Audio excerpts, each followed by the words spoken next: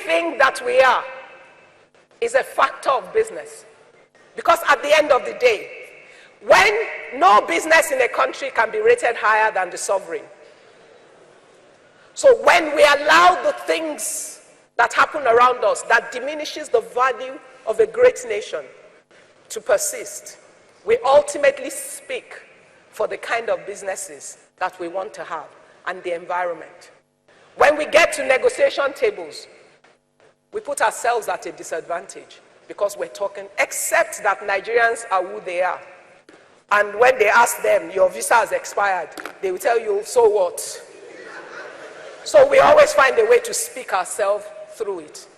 But imagine, there's a young girl last week that her mom called me, smart young Nigerian girl, who is already in university in America.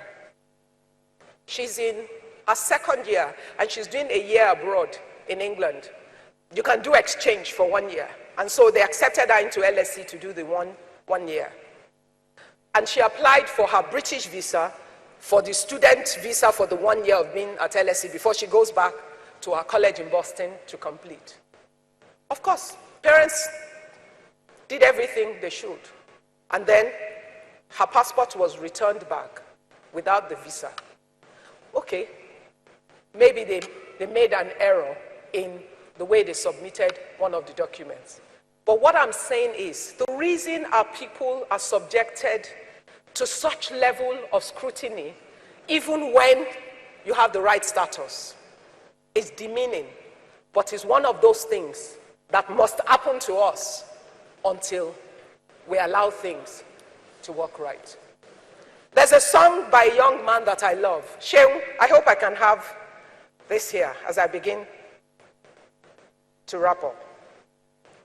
It's a song by Timi Dakolo. I don't know what.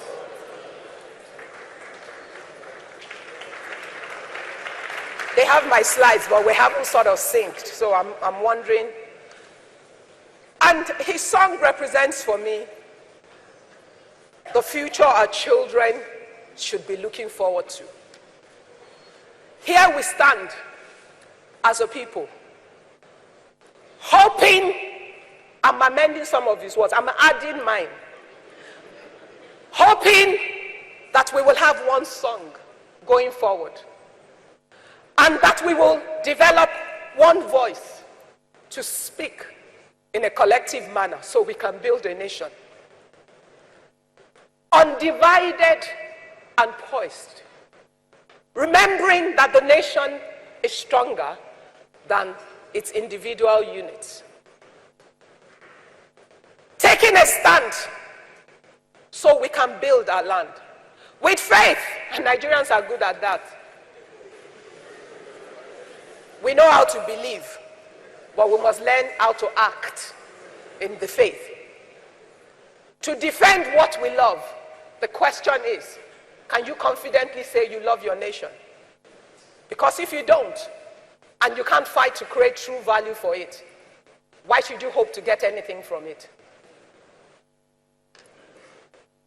Here we are. How many of us here, and God knows how many people, are watching everywhere as a people, hoping to have one heart for one cause, building our nation, building Nigeria, with a determination, because we need to be determined. It would not be smooth, it would not be easy. It has not been smooth, it has not been easy for 54 years. But if you've done it for 54 years, there's a point, a tipping point you must get to, where things begin to ramp up and move faster. Because now you're matured and you're old enough to take the right decisions, to rebuild and to restore.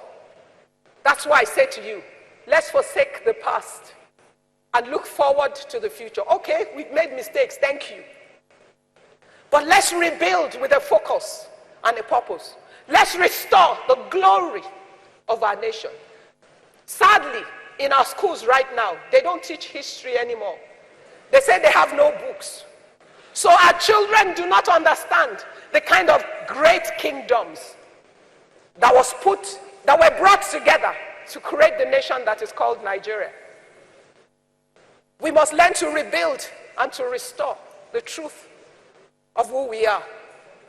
And we must seek to build a nation where freedom and the right of every citizen to exist as a Nigerian in every square inch of Nigeria, and where we allow truth to prevail, so that it will not matter if the man that is wrong is from your village. If he's wrong, he's wrong. And if he's right, it's right. Because we will allow truth to prevail. We must fight not with arms or with guns, because the power of the mind is greater than the power of the gun. If you articulate your goal and your purpose, and you're dedicated to it, a land where there's hope for us all. That's the nation where the rest of it you can read. We are all we have. Believe me, don't expect anybody is going to fight for you more than Nigeria should. Every time we're looking out for our solutions. Yet, the day we get our act together, we are our own solution. We are all we have. The Yoruba man must look out for the Igbo man, because there should be no barrier.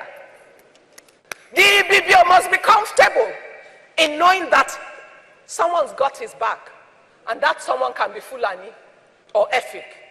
We are all we have. Don't ever be deceived and be waiting for help from outside.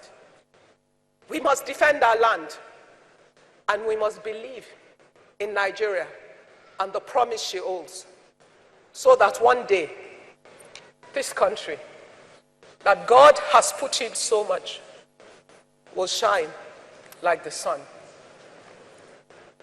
We're a great nation, and we can show it. Thank you.